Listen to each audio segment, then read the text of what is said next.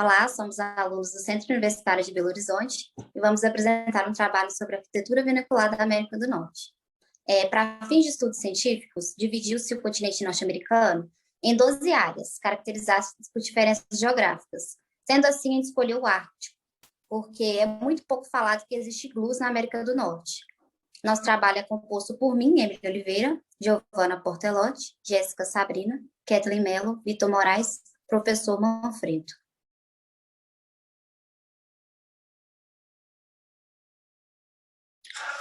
A origem dos iglus.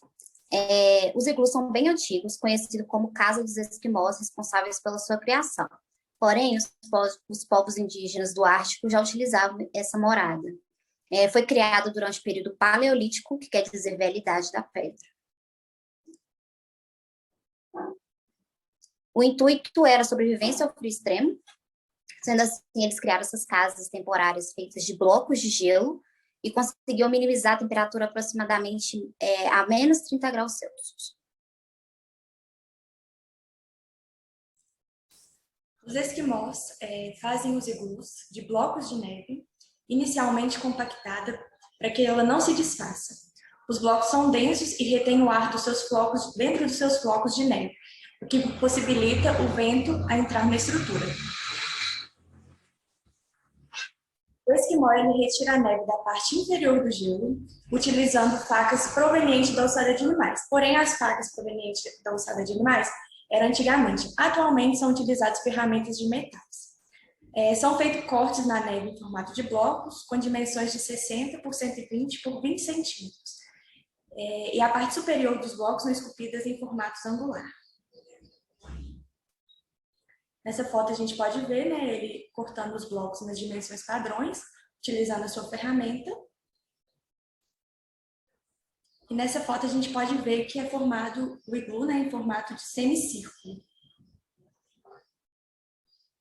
É feita a determinação do local da construção. Posterior é feita a cavação de um pequeno orifício com diâmetro desejado de aproximadamente 3 a 4 metros por 2 metros de altura e é feita a primeira fiada em círculo.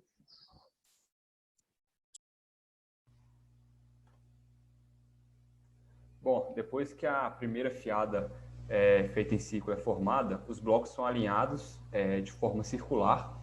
A gente costuma deixar o vão circular no topo do iglu para permitir a ventilação. O formato final do iglu ele fica em forma de cúpula, e é importante a gente ressaltar que os blocos não podem encostar os seus cantos inferiores uns nos outros. Caso contrário, a estrutura pode perder estabilidade e até porventura sofrer um colapso. E para isso a gente deixa buracos triangulares entre esses blocos para que isso não aconteça. Como a gente pode ver nessa imagem, é deixado essa peça em formato de triângulo ou um trapézio, e no buraco onde que fica esse vão a gente pode colocar neve fofa para impedir que o vento entre para dentro da estrutura. No momento da construção também é importante atentar ao fato das juntas verticais dos blocos, as arestas, não ficarem alinhadas umas com as outras na parte vertical, porque isso pode ocasionar fissuras ao longo da estrutura. Como a gente pode ver nessa imagem aqui, os blocos eles estão alinhados ao longo da estrutura, na parte vertical, e se isso acontecer, ele vai sofrer fissuras ao longo de toda a estrutura. Para garantir que a estrutura não derreta, é importante ressaltar que a temperatura externa não pode superar os 0 graus Celsius, porque senão a neve começa a derreter. No momento da construção, é importante a gente se atentar na construção da porta de acesso. A porta de acesso ela tem que ser feita abaixo do nível do chão para facilitar a entrada do oxigênio e facilitar a saída do dióxido de carbono. Isso ajuda também a manter a temperatura dentro da estrutura estável. Agora eu vou estar falando um pouco sobre as características de um iglu. E, bom, basicamente, ele significa a diferença entre a vida e a morte para os habitantes dessa região, porque esses habitantes não teriam a mínima chance de sobreviver sem um local para se abrigar.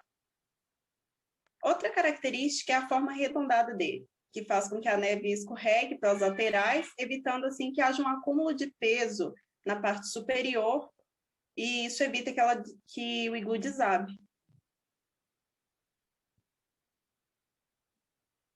Outro fator é a resistência. Com as tempestades de neve e as geadas, o iglu acaba ficando mais resistente. Isso favorece com que diminua a entrada de ar externo para dentro do iglu. Os iglus, eles podem abrigar até no máximo 20 pessoas. Os grandes iglus, eles têm quartos de dormir, eles têm os cômodos direitinho, assim como as casas que normalmente nós utilizamos aqui. E também a gente tem os pequenos iglus que são ligados por túneis, né, e formam as aldeias de gelo, como vocês vão ver no próximo slide.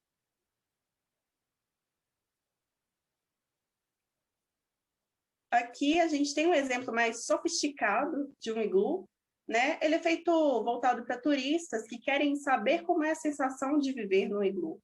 Então aqui a gente pode ver um ambiente parecido com um bar, né? Tem um ambiente ali para lanche, a gente consegue ver algumas pessoas sentadas ali atrás. A gente pode reparar a arquitetura por dentro, né? Que oferece a estética para o local.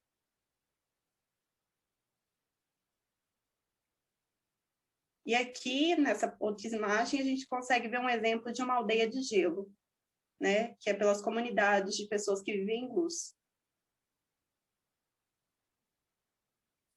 Outra coisa importante para a gente comentar sobre os iglus é que eles não aquecem o ambiente, eles só são capazes de manter o calor que é emitido pelos nossos corpos ou pelas fogueiras que são acendidas lá dentro. E basicamente tudo isso é explicado pelas leis da física, né? Porque essa sensação do frio ela é gerada pela perda de calor. E essa perda de calor ela pode acontecer tanto por condução, convecção ou por radiação. Essas três formas de propagação de calor, elas têm que ser pensadas quando a gente está construindo o iglu, porque a neve ela tem que isolar esse ar frio, né? Ela tem que impedir que o ar frio passe pelas paredes. E essa forma compacta dela contribui nisso, porque a condutividade térmica dela, quando ela está compacta, é cerca de 100 vezes menor que a do alumínio, que já tem uma condutividade térmica bem baixa. E assim, né, o calor que é formado no interior, ele permanece preso e isso faz com que a temperatura ambiente aqueça. Estima-se que, mesmo quando o ar está de menos 45 graus fora do iglu, na parte interna a gente ainda consegue manter uma temperatura de menos 7 a 16 graus, que é considerado confortável em relação ao que eles passariam lá fora.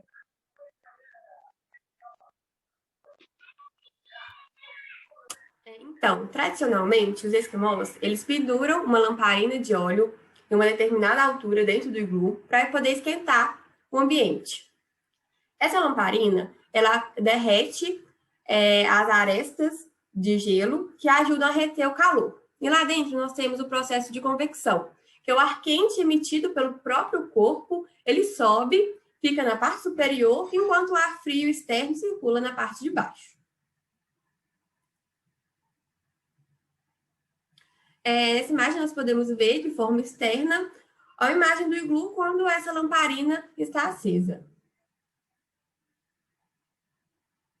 A cama dos esquimós, né, são feitas de plataformas de gelo de aproximadamente 60 centímetros de altura.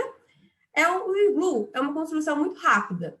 Ela pode durar a vida inteira, porém, ela é utilizada mais como habitação temporária.